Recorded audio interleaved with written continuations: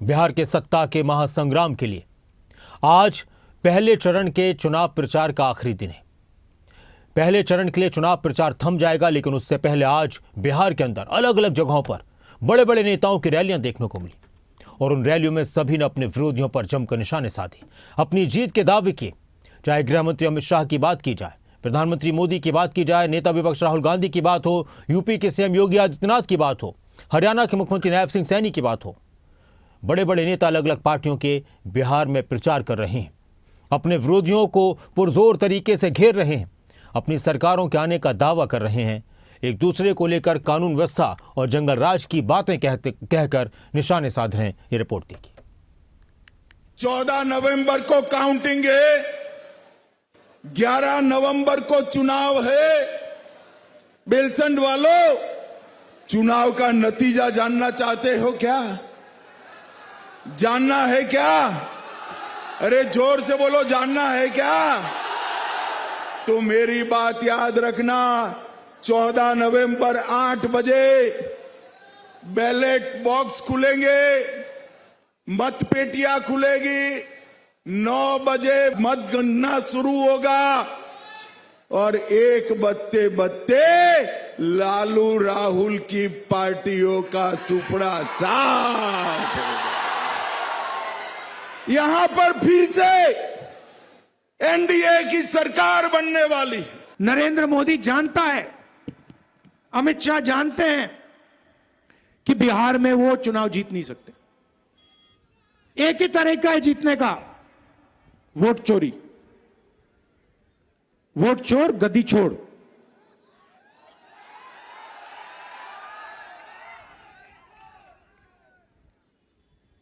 भाइयों और बहनों, इन्होंने महाराष्ट्र का चुनाव चोरी किया, इन्होंने हरियाणा का चुनाव चोरी किया, इन्होंने लोकसभा का चुनाव चोरी किया और अब ये बिहार का चुनाव चोरी करने में लगे हुए हैं। बीजेपी ने नीतीश जी को पूरा कंट्रोल कर रखा है, दबा के पकड़ रखा है। नीतीश जी की सरकार अब बिहार में कभी नहीं बनने वाली है। खत्म हो गया काम, हो ही नहीं सकता अब।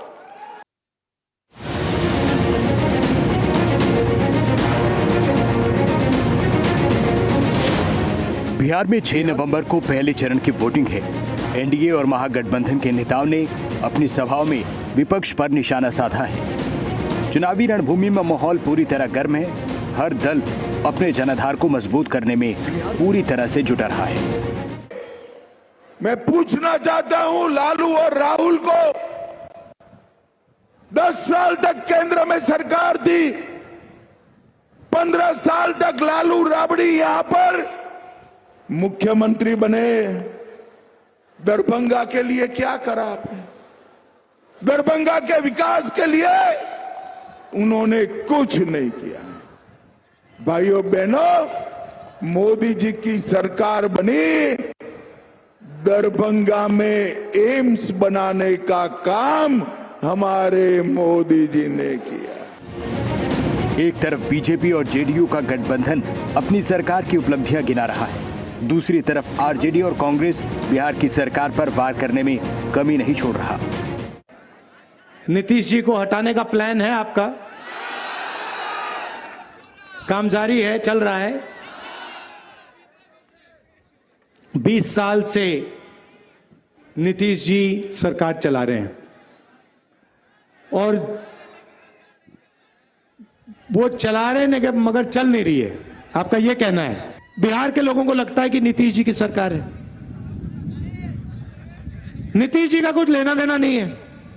जैसे टीवी पे आप चैनल बदलते हो ना, ठक ठक ठक ठक चैनल बदलते हो ना, वैसे नीतीश जी का चैनल बदलते हैं मोदी जी, शाह जी।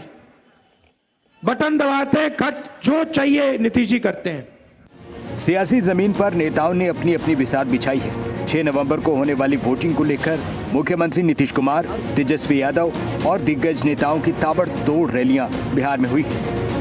एक तरफ एनडीए ने लालू यादव के कार्यकाल पर सीधा वार पूरे प्रचार में किया है, दूसरी तरफ महागठबंधन ने बेरोजगारी, महंगाई और भ्रष्टाचार को चुनावी मुद्दा बनाया है। पिछले 10-5 वर्षों के अंदर श्री नीतीश कुमार जी की सरकार रहते हुए प्रत्यक्ष आप लोगों ने अपनी आंखों से देखा है।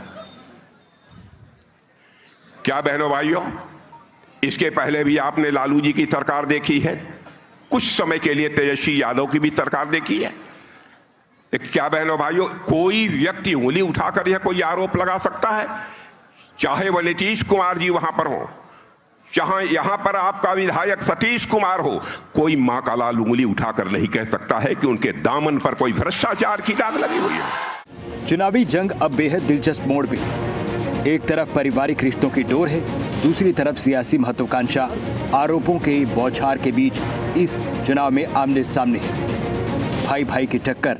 बिहार के पूर्व सीएम आरजेडी के नेता लालू प्रसाद यादव के दोनों बेटे तेजस्वी और तेज प्रताप एक दूसरे के खिलाफ चुनावी मोर्चे पर हैं। तेज प्रताप यादव महुआ सीट से चुनाव लड़ रहे हैं। महुआ सीट से आरजेडी ने मौजूदा विधायक मुकेश रोशन को उम्मीदवार बनाया है। तेजस्वी यादव ने महुआ से अपने प्रत्याशी के लिए प्रचार किया।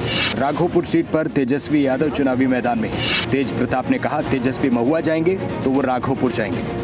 मां बहन मान योजना जो हम लोगों ने पहले भी घोषणा की थी, उसको लेकर के जितनी बिहार की माताएं बहनें हैं वो सब लोग उत्साहित हैं